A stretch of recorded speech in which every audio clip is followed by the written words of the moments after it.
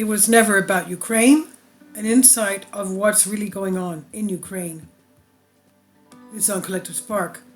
In his March 21st press briefing, State Department spokesman Ned Price told the gathering reporters that President Zelensky has also made it very clear that he is open to a diplomatic solution that does not compromise the core principles at the heart of Russia's war against Ukraine. A reporter asked Price, "What are you saying about your support for the negotiated settlement a la Zelinsky, but on whose principles?" In what still may be the most remarkable settlement of the war, Price responded, "This is a war that is in many ways bigger than Russia. It's bigger than Ukraine." What does he mean about that?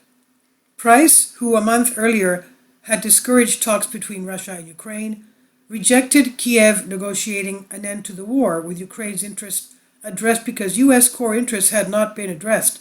The war was not about Ukraine's interests, it was bigger than Ukraine. A month later, in April, when a settlement seemed to be within reach, at the Istanbul talks, the US and UK again pressured Ukraine not to pursue their own goals and sign an agreement that could have ended the war.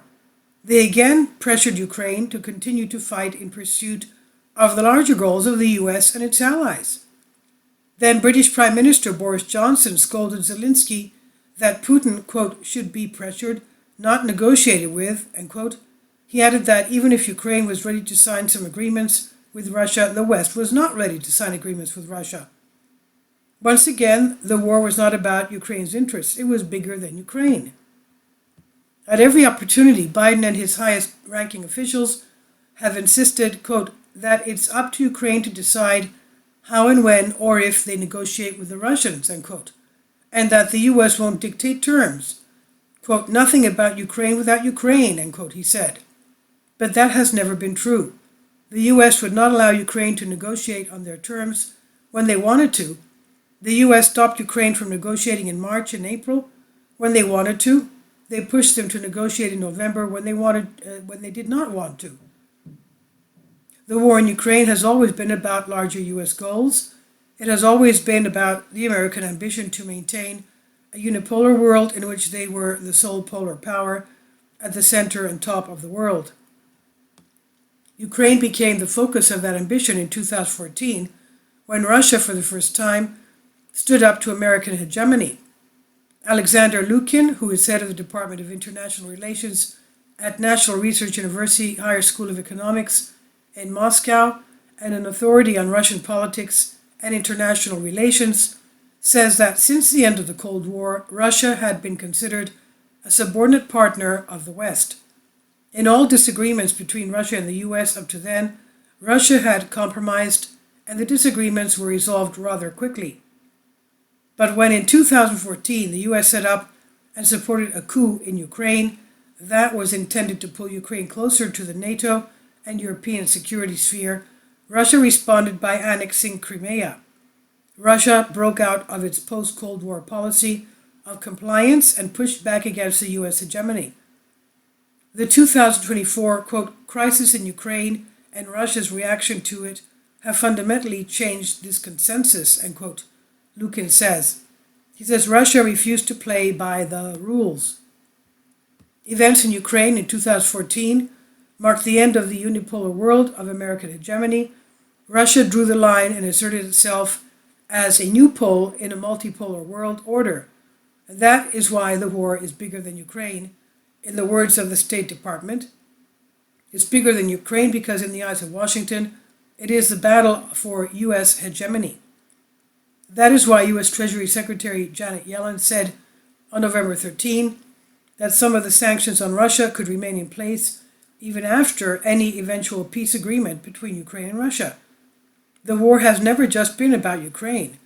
It's about U.S. foreign policy aspirations that are bigger than Ukraine.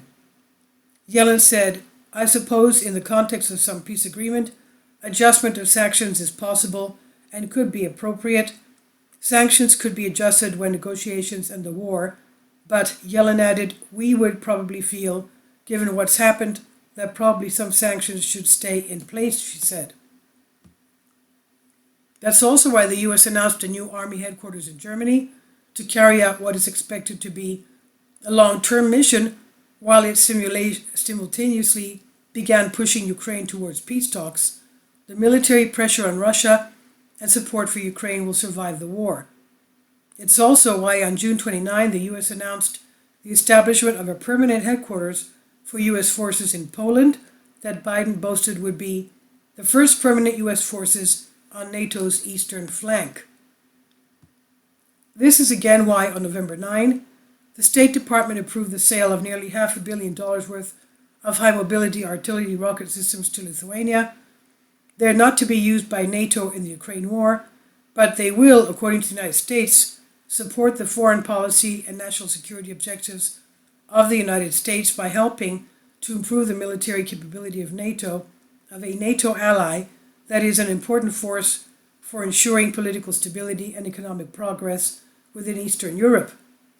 At the same time, the State Department approved the potential sale of guided multiple launch rocket systems to Finland to bolster the land and air defense capabilities in Europe's northern flank. Presumably, the delivery of upgraded B-6112 air-dropped gravity nuclear bombs to NATO bases in Europe is also not in the service of current US goals in Ukraine.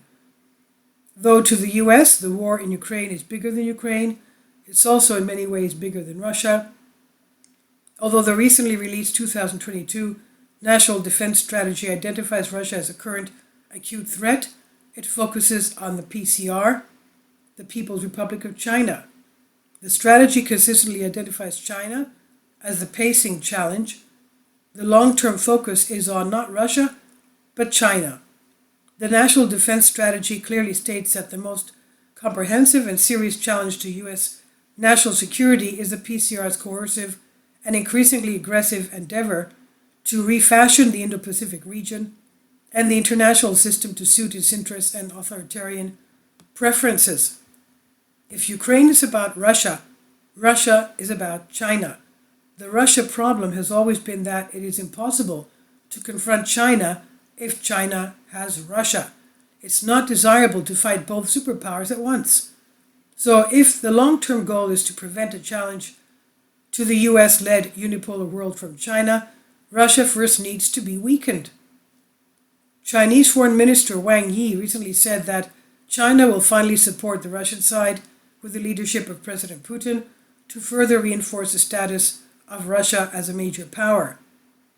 According to Lyle Goldstein, a visiting professor at Brown University and author of Meeting China Halfway, How to Diffuse the Emerging US-China Rivalry, an analysis of the war in Ukraine, published in a Chinese academic journal, concludes that in order to maintain its hegemonic position, the US supports Ukraine to wage hybrid warfare against Russia. The purpose is to hit Russia, contain Europe, kidnap allies, and threaten China. The war in Ukraine has never been just about Ukraine. It has always been bigger than Ukraine and about US principles that are bigger than Ukraine and in many ways bigger than Russia. Ukraine is where Russia drew the line on the US-led unipolar world and where the US chose to fight the battle for hegemony. That battle is acutely about Russia, but in the long term it is about China, the most comprehensive and serious challenge to US hegemony. Views expressed in the article are the opinions of the author and do not necessarily reflect the views of Collective Spark. This is an article on Collective Spark. Please leave your comments and thank you for your support. Kindly support my Patreon account. The daily posts are 5 videos daily and they are totally different from what I have on my YouTube channel. Thank you so much for your support and that you find all my content so interesting. You'll find the Patreon account details in the description box below.